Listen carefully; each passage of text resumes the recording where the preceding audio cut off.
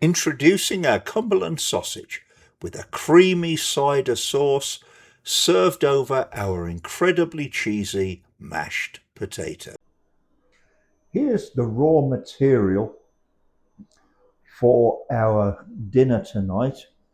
Cumberland sausage with a mushroom, cider and cream sauce.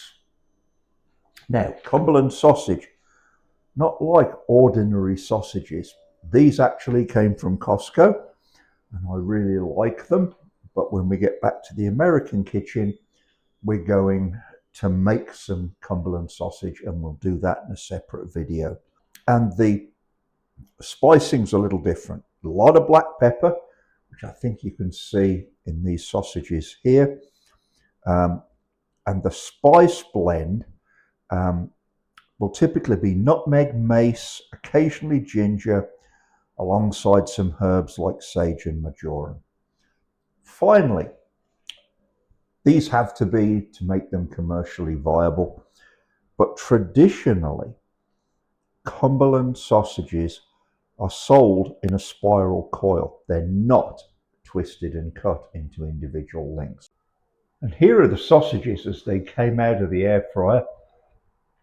Don't those look absolutely inviting? I've eaten more of these than I can count, so I can tell you they taste really, really good. 1.5 sausages is a pretty hungry person portion.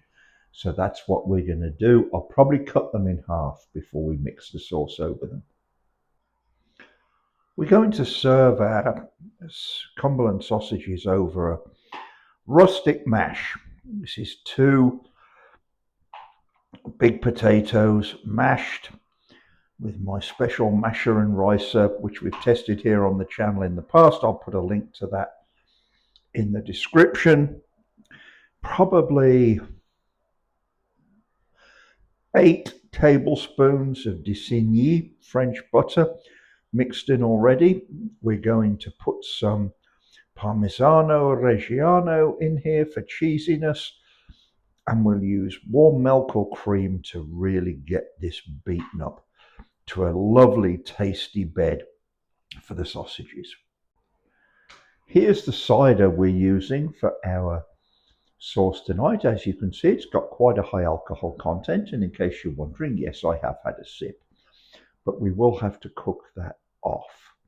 Let me know in the comments if you've ever cooked with alcoholic cider in sauces, for example in a pork stew, or if you actually drink it. I'd love to know what you think of it.